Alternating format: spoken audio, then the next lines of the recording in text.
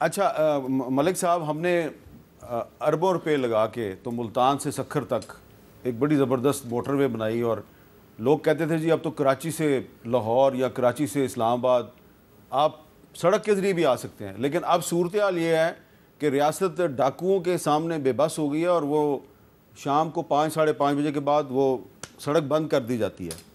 तो ये हमने सरेंडर कर दिया है डाकुओं के सामने। ये फेडरल गवर्नमेंट जो है और सिंध की सूबाई हुकूमत ये मिलकर इस किस्म के मसले कैसे क्यों हल नहीं कर रही? क्योंकि जब तक आप ये मसले हल नहीं करेंगे इन्वेस्टर तो नहीं आएगा आपके मुल्क में। देखिए, जो रिट ऑफ द स्टेट में कमज़ोरी आई है उसके लिए आपको सिंध जाने की ज़रूरत नहीं। आप फैज़ाबाद तक चले जाएं तो आपको नज़र आ जाता है कि रियासत की रिट कितनी रह जाती है। क्या ज़बरदस्त बात की आपने। मुझे कहा जाता है कि जनाब आप ये F11 से आगे ना जाया करें। जी हाँ, तो मेरा मतलब है कि ये जो हमने मुख्तलिफ़ औकात में अपनी ही मुल्क की रिट को कमज़ोर किया है उसके नताइज अब हमें भुगतना पड़ रहे हैं। बाज़ जगह पे बड़े स्टार्क हैं, जैसे कि आपने कच्चे का इलाका जो है उसकी एग्जांपल दी। बाज़ जगह के ऊपर शटल हैं, बाज़ जगहों पे पॉलिटिकल हैं। लेकिन बुनियादी तौर पे रियासत की रेट ऐसी है कि आप बिजली का बिल नहीं ले सकते, आप गैस का बिल नहीं ले सकते। आप गैस बेचते हैं, मैं आपको अपने इदारे के मुतालिक बता देता हूँ कि गैस बेचते हैं तो हाई कोर्ट की तरफ से एक हुक्म आया है कि आप वो गैस के पैसे पूरे वसूल नहीं कर सकते। यानी गैस बेचेंगे और पैसे वसूल नहीं करेंगे। 5,000 अरब का सर्कुलर डेट, 5 खरब का सर्कुलर डेट, $17 बिलियन का सर्कुलर डेट इकट्ठा हो चुका है सिर्फ बिजली और गैस की मद में। सिर्फ 2 ए ब्लॉक, एक इमारत है सेक्रेटेरिएट में जिसके 2 फ्लोर हैं। फ्लोर नंबर 2 बिजली का, फ्लोर नंबर 3 पेट्रोलियम का। 5,000 अरब, $17 बिलियन का सर्कुलर डेट हो चुका है इन्हीं बातों की वजह से कि बेचेंगे पैसे नहीं लेंगे, बेचेंगे तो पूरे पैसे नहीं लेंगे, बेचेंगे तो चोरी कर लेंगे। अब जिस जगह पे रेट ऑफ द स्टेट की आपने तो एक और पहलू से उसको उठाया, मैं दूसरे पहलू से उजागर कर रहा हूँ कि अगर रेट ऑफ द स्टेट ये है, ना सिर्फ रेट ऑफ द स्टेट ये कि आप बिल नहीं ले पाते, ये रेट ऑफ द स्टेट का इशू है। और आप ये देखें, आप जिस जगह पे आप हुकूमत की रिट की बात करते हैं ना, वहाँ के कलेक्शन रेट देख लें बिजली के, आपको समझ आ जाएगी किस किस जगह पे रेट है, कहाँ कहाँ नहीं है। यानी कि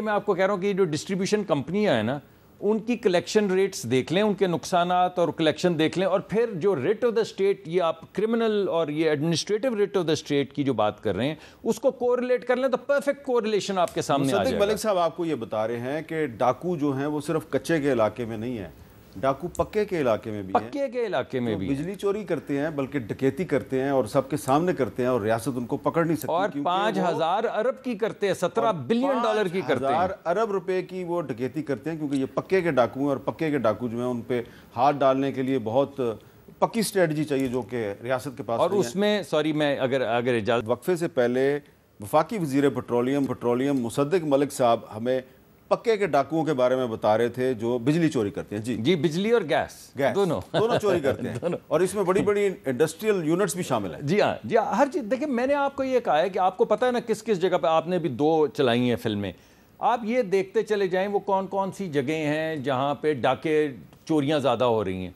फिर बिजली के बिल की कलेक्शन देख लें और गैस के बिल की कलेक्शन, और अगर आपको परफेक्ट कोरिलेशन ना नज़र आए, आप कहेंगे ये कैसे हो सकता है कि जिधर रेट नहीं है उधर गैस भी नहीं आ रही, उधर बिजली का बिल भी नहीं दिया जा रहा, उधर गैस का बिल भी नहीं दिया जा रहा, और डकैतियां भी हो रही हैं। अच्छा, इसका मतलब है कि हमें अब मैं जब कहता हूं हम, तो मेरा मतलब खोसा साहब हैं जो मेरे लिए तो बहुत बाइस इज़्ज़त व तकरीम है और बड़ा मैं इनसे सीखता हूं।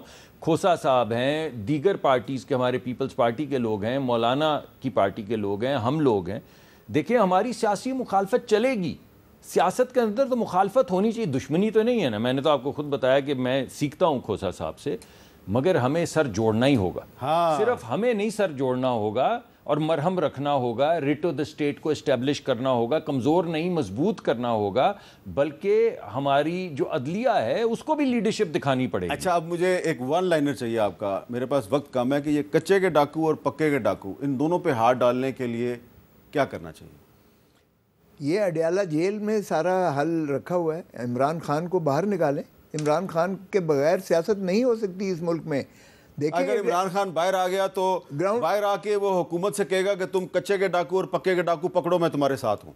देखें, ये मैं नहीं कह सकता, लेकिन ये है कि रियलिटी यही है कि इमरान खान को एक्सेप्ट करें as a reality, as a fact.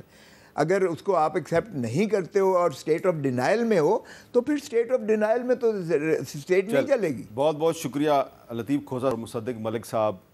कच्चे के डाकू और पक्के के डाकू, ये हमारी मुईशत के लिए एक बहुत बड़ा चैलेंज है, एक थ्रेट है। इनको पकड़ना ज़रूर है, लेकिन कैसे पकड़ें, इस सवाल का जवाब मुझे नहीं मिला, लेकिन कोशिश करेंगे कि जवाब मिल जाए 2 दिन में, 3 दिन में या मुस्तक़बिल करीब में।